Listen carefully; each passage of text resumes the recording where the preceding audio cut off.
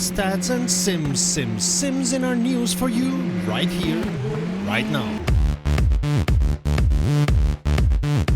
Greetings petrolheads and welcome to romrom.net, the channel sharing the joy of sim racing, and to a regular news roundup. Welcome to the channel, thanks for stopping by. My name is Serta and I will be your host for this video. When time permits, please consider subscribing. If you have any news for us, send us a mail to news@romrom.net.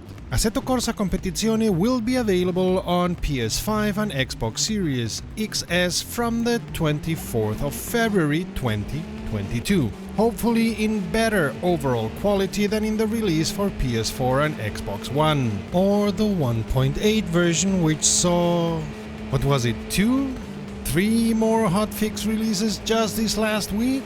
We're still and by far not on NASCAR 21 territory, but heavens, I'd be ashamed of this release if I'd had anything to do with it. Oh, and did you enjoy the Racing USA weekend from Automobilista too? What do you mean you didn't know? See? Should have checked our Discord, because we let y'all know it was happening there.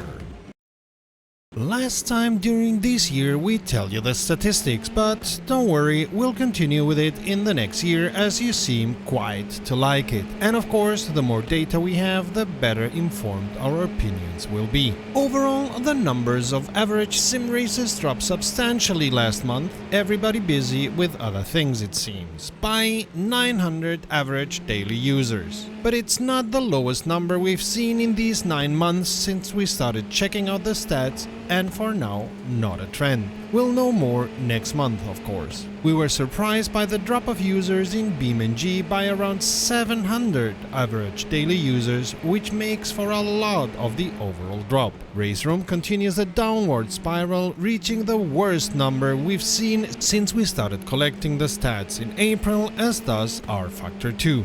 And while Automobilista 2 is on the upwards trend, it's still not reached the highest heights, nor has it reached the numbers we consider this sim deserves, which should be at least Assetto Corsa Competizione high. Maybe this weekend's free DLC access changes things. Assetto Corsa Competizione also saw a big up in the numbers. Must have been all the people trying to find out if this hotfix fixed the issues at last. Kidding. Well, only half kidding. Another thing that surprised us was the rise in numbers of people playing Wreckfest. Could be that those playing NASCAR 21 decided to try the original. Crashing is more fun in Wreckfest than in NASCAR 21.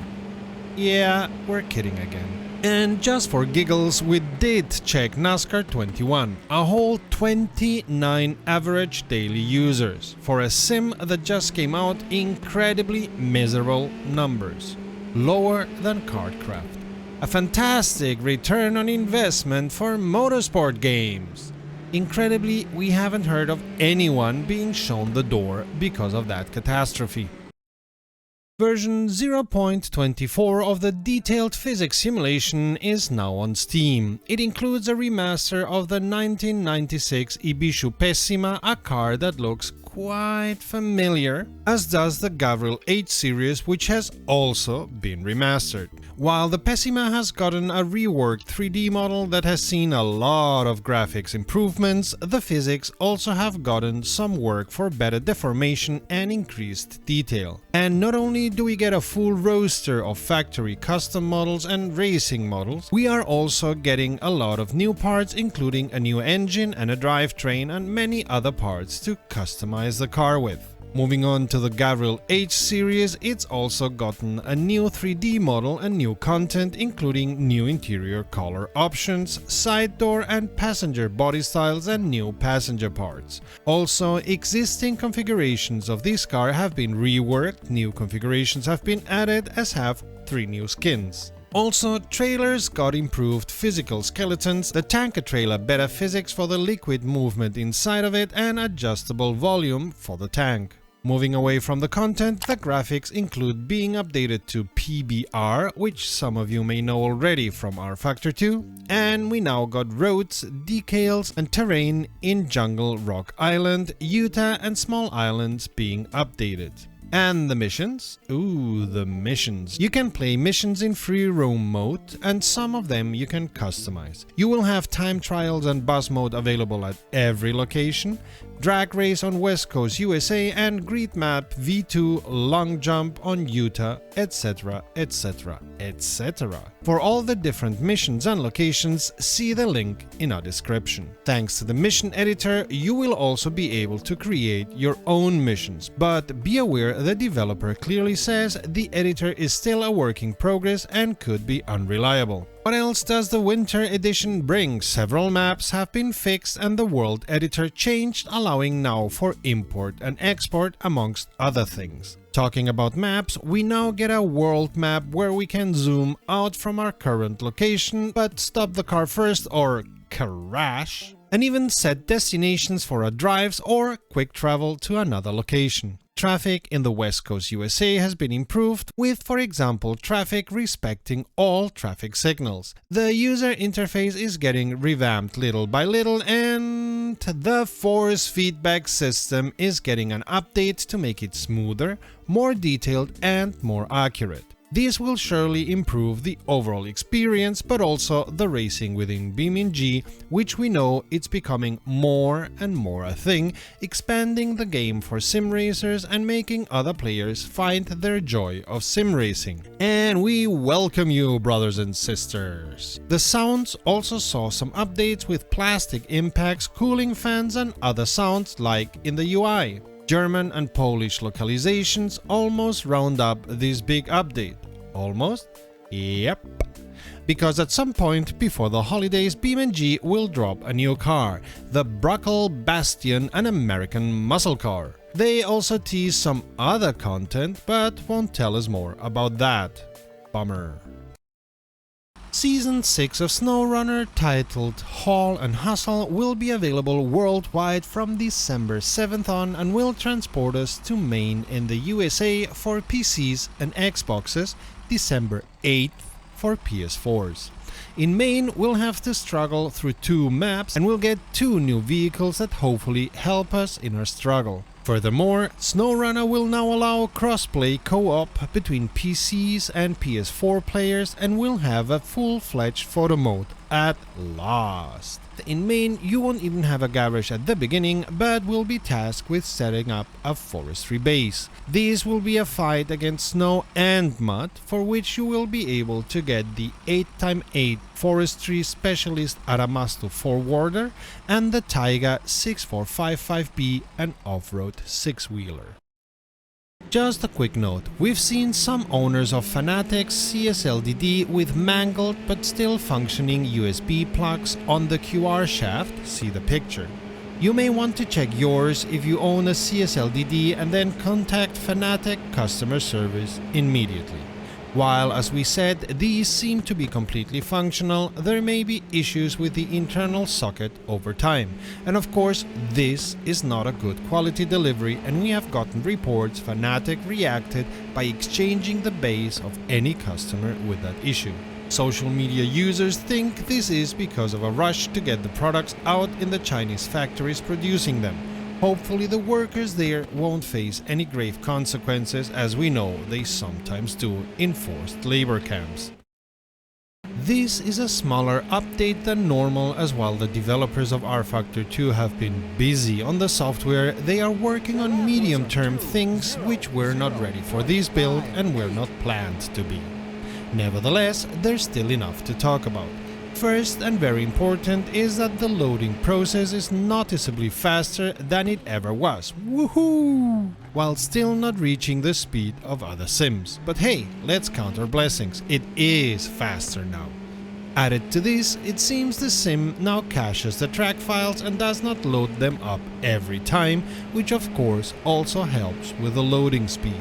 Moving on, there's been some minor enhancements on the graphics and audio and some small changes in the modding support. When it comes to controllers, there's been some bug fixes, some enhancements, and the Studio 397 team added support for the Fanatec podium wheelbases DD1 and DD2, as well as for the Thrustmaster T300 RS. We said it was an unexpectedly small update, this was all about it. Let's move to their car's Q&A Part 2. Studio 397 is still working on fixing the slipstream issues on GT3 cars, which reportedly have no slipstream to speak of since February, but have yet to issue any schedule information about the fix. Also, there are no plans to fix the mirror positions when in VR, as it seems it would lower the frame rate, and as we all know, frame rates already take a hit when in VR.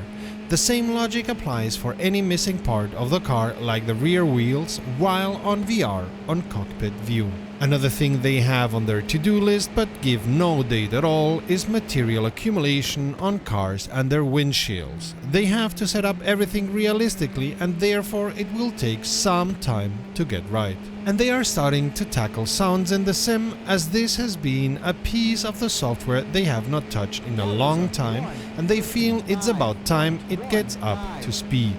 Out of some answers to different questions, we get the feeling Studio 397 may be working on cars from the 80s or 90s, as they make some comments here and there about historic but rather recent cars. No official confirmation has been given in this QA though. They may be open-wheelers judging by one answer, but they will definitely not be rally cars, as Studio 397 have made clear rally is not in their focus. Overall, as with the first part of these cars update, we felt the answers were too vague and there were again too many "we'll look into it, I'll pass that on." It may be the person writing the car Q&A was not as well versed as the person writing the track Q&A, or it may be any other reason, but we feel these two Q&A blog posts would have profited from leaving the question and answer format aside to do a real blog post addressing the question but skipping any vague answers. Just our opinion here, of course, feel free to disagree in the comments. What a great thing to do! Together with Formula Renault and W Series driver Vicky Piria, Wave Italy organized a whole day last Saturday training 6 women aged 16 to 31 from all over Italy in racing. Of course, using Wave Italy products, no surprise here. Led by Vicky, these women learned the basics of race driving and how to survive a track, and then got a detailed explanation of driving Monza, Misano and Mugello. Then they sat at Wave Italy simulators and started using their knowledge coached by Vicky and driving a Formula 4. After that, they got a debriefing with her and a coach, including everything normal drivers do: analysis of the lap, study of the telemetry, coaching and homework on what to improve. Racers would not be racers if they would not compete against each other, which they did at the end of the day, with the winner, 16-year-old Alessia Lerose, earning a personalized and free session on the Wave Professional Training Center in a near future. May we see her soon on tarmac, making life difficult for all other pilots. Wave Italy also plans to start an official sim racers team in 2022, the Wave Italy Racing Team, to race in official races, of course, including women in the team. A great day was had by all, with Vicky telling the ladies about the extensive career opportunities racing has to offer. Being a pilot is just one of them. You can be a mechanic, commentator like our exceedingly talented Jenny, or a myriad of other roles. Great opportunity for fans of Wikipedia to get to know more about racing and, who knows, maybe soon, being an active part of the racing and sim racing world. Fantastic idea, hopefully followed by many more companies and for many more years. If you like this video and would like to see more, consider becoming a patron, thus letting us spread our wings. And a big thank you to our first 2 patrons. Here it is, the long-awaited second DLC of the 3-parted Racing USA series in Automobilista 2. And while they were at it, they updated the sim to 1.3.1.0. And you could and still can test the 2 Racing USA DLCs for free if you own Automobilista 2. If you want to know what this DLC brings in full detail, check last week's news, see the link up there. But in short, it brings the Cleveland-Burke Lakefront Airport circuit and Watkins Glen in 4 layouts. And on the vehicle side, it brings the Reynard 98i, Swift 00C and Lola T98 to the Formula USA Gen 2 class. There will be a third track added before the holidays, but it seems licensing was not finished yet at the time of delivery of the DLC. Moving on to the update, the force feedback has been optimized, the suspension rates of the AI were revised. This was a last-minute check that moved the delivery to almost but not quite Saturday.